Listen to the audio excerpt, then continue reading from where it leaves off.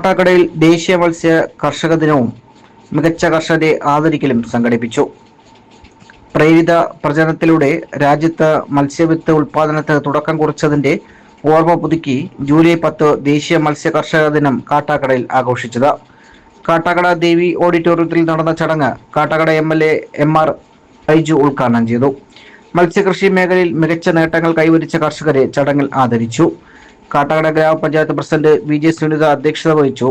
തിരുവനന്തപുരം ജില്ലാ പഞ്ചായത്ത് മെമ്പർ ഗോപു നെയ്യാർ, കാട്ടാക്കട ഗ്രാമപഞ്ചായത്ത് vice president Sudheesh Kumar, block panchayat member S Vijayakumar, fisheries assistant director Sajeev Kumar, കർഷകർ തുടങ്ങിയവർ പരിപാടിയിൽ പങ്കെടുത്തു.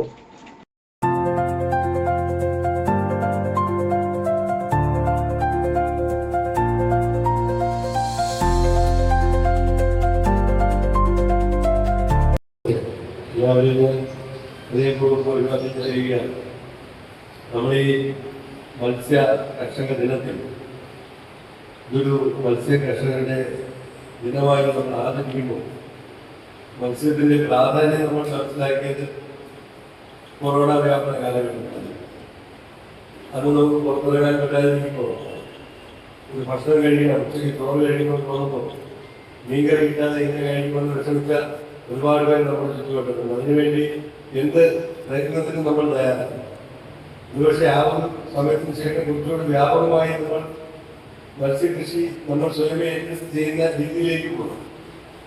ഏതായാലും ആ സമയം മുതലാണ് മത്സ്യത്തിന്റെ മീനിന്റെ പ്രാധാന്യം വളരെയധികം നമ്മൾക്ക് കിട്ടാതിരുന്നാണ് കിട്ടിക്കൊണ്ടിരിക്കുന്ന ഒരു സാധനം. അത് ഭക്ഷ്യ സാധനം കിട്ടാതാകുമ്പോൾ അത്രത്തോളം ബുദ്ധിമുട്ടുണ്ടെന്ന് നമ്മൾ മനസ്സിലാക്കണം.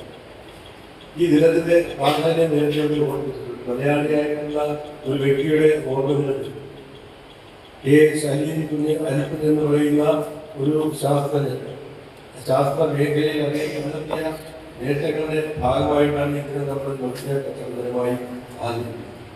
ഈ ദിനത്തിന്റെ പ്രാധാന്യം നിർവഹിക്കുമ്പോൾ തന്നെ ഇവിടെ ബഹുമാനിയായ പഞ്ചായത്ത് സൂചിപ്പിച്ചതുപോലെ നമ്മൾ വ്യാപകമായി മത്സ്യകൃഷി ചെയ്യുന്നു. അത് പഞ്ചായത്ത് സംവിധാനത്തിലായാലും ഗവൺമെന്റ് തലത്തിലായാലും നമ്മൾ എല്ലാ മേഖലകളിലും ഇതിനെ പ്രോത്സാഹിപ്പിക്കുന്നതിന് വേണ്ടിയുള്ള ഒത്തിരി പദ്ധതികൾ നടപ്പിലാക്കുന്നുണ്ട്.